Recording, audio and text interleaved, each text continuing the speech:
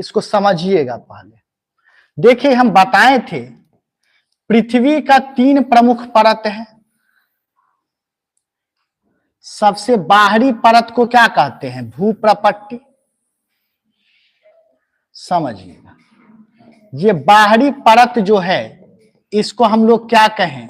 भूप्रपट्टी, या इसको हम लोग क्या कहते हैं? Earth crust.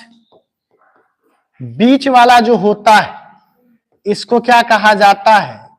मेंटल कहते हैं। और जो सबसे अंदर वाला जो परत है, ये सबसे अंदर वाले परत को क्या कहा जाता है? क्रोड कहा जाता है। तो आप देखिए तीनों जो परत है, समझिए काफी महत्वपूर्ण है, तीनों परत का आयतन अलग अलग। मेंटल सबसे भारी होता है, ठीक है, उससे कम भारी को क्रस्ट और क्या होता है? कोर होता है। तो बताइए, तो पृथ्वी जब घूर्णन करती है, अपने अक्ष पर नचती है, तो क्या तीनों परत एक साथ नचता होगा? मेंटल भारी है तो क्या होता होगा? धीमी गति से।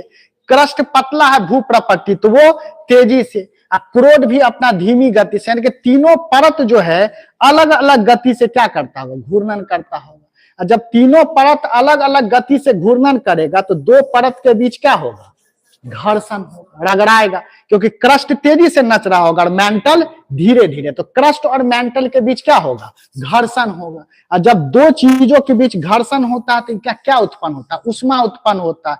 तो मेंटल और क्रस्ट के बीच घर्षण होगा, तो जहां पर घर्षण हो रहा होगा वहां का चट्टान क्या हो जाएगा? पिघल जाएगा, क्योंकि इतना ताप उत्पन्न होगा कि वहां का क्या होगा? चट्टान पिघल जाएगा। दूसरा घर्षण कहां कहां पर होगा? मेंटल और कोर के बीच। तो मेंटल और कोर के बीच जहां घर्षण हो रहा होगा वहां का चट्टान क्या हो जाएगा? पिघल जाएगा। यही कारण है कि कोर का जो बाहरी हिस्सा होता है वो किस अवस्था में होता है? द्रव अवस्था में। और मेंटल का जो ऊपरी हिस्सा होता है वह किस अवस्था में होता है? द्रव अवस्था में। सीधे टीचर पढ़ा देते हैं कि दुर्बल मंडल में चट्टान पिघले हुए अवस्था में होता है, लेकिन कारण क्या है? या वो पढ़ा देंगे कि बाह्य क्रोड जो है यहाँ द्रव अवस्था है, पिघला हुआ अवस्था है, लेकिन कारण नहीं बताएंगे। तो अब कारण आप समझ गए होंगे कि पृथ्वी का क्या है? 3 परत है, तीनों का आयतन क्या है? भिन्न। जब पृथ्वी घूर्णन करती है तो तीनों परत जो है अलग अलग गति से क्या करता है? घूर्णन करता है, जिसके कारण दो परतों के बीच क्या होता है? घर्षण होता है। और यही कारण है कि भूप्रपट्टी और मेंटल के बीच घर्षण के कारण दुर्बल मंडल का निर्माण हुआ, और मेंटल और क्रोड के बीच घर्षण के कारण बाह्य क्रोड किस अवस्था में चला गया? द्रव अवस्था में चला गया।